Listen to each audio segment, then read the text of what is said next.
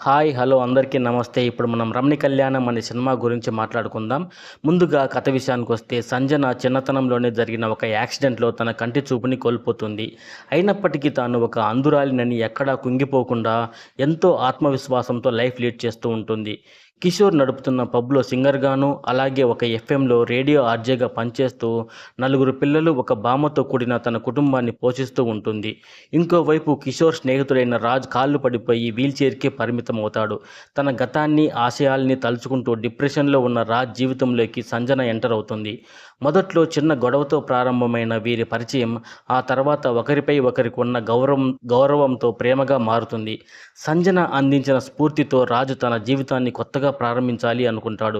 వీరిద్దరూ పెళ్లిపీటలు ఎక్కాలని నిర్ణయించుకున్న తరుణంలో కథ ఎలాంటి మలుపులు తిరిగింది, అసలు రాజ్ వీల్‌చైర్‌కి ఎందుకు పరిమితమయ్యాడు, సంజనతో ఉన్న ఆ నలుగురు పిల్లలు ఎవరు, చివరికి వీరి కళ్యాణం జరిగిందా లేదా అనేది మిగిలిన కథ. ఈ సినిమా ఫస్ట్ హాఫ్ అంతా కూడా హీరో హీరోయిన్స్ క్యారెక్టర్స్ ఇంట్రడక్షన్, వాళ్ళ స్నేహం, ప్రేమ ఇలా సాగుతుంది.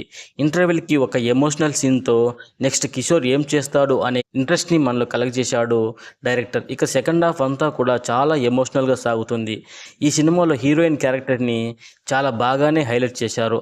అసలు తను బ్లైండ్ అనే విషయం మర్చిపోయి ధీమాగా ఎలా బతుకుతుంది అనేది చాలా బాగా చూపించారు ఈ సినిమాలో. మధ్య మధ్యలో కామెడీ ట్రై చేశారు కానీ అస్సలు వర్కౌట్ అవ్వలేదనే చెప్పాలి. ఇక హీరోయిన్ ఆర్జేగా మారడం ఓకే, కానీ ఆ ఆర్జే సీన్స్, ఆఫీస్లో కిరాక్ సీతతో వచ్చే సీన్స్ అన్నీ కూడా చాలా వర్స్ట్గా ఉన్నాయి. అసలు కిరాక్ సీత పాత్ర ఈ సినిమాలో ఎందుకు పెట్టారో డైరెక్టర్కే తెలియాలి. హీరో ఫ్లాష్ బ్యాక్ కూడా చాలా బాగా ఉంది. ప్రీ క్లైమాక్స్ ట్విస్ట్ అసలు మనం ఊహించం.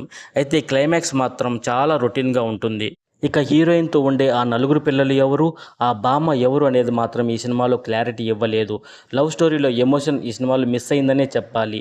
నడవలేని అబ్బాయి, చూపులేని అమ్మాయితో డ్రీమ్ సాంగ్స్ వేయడం చాలా ఇబ్బందిగా ఉంటుంది మనకి. ఫైనల్గా ఈ సినిమాకు నేనిచ్చే రేటింగ్ 1.75/5.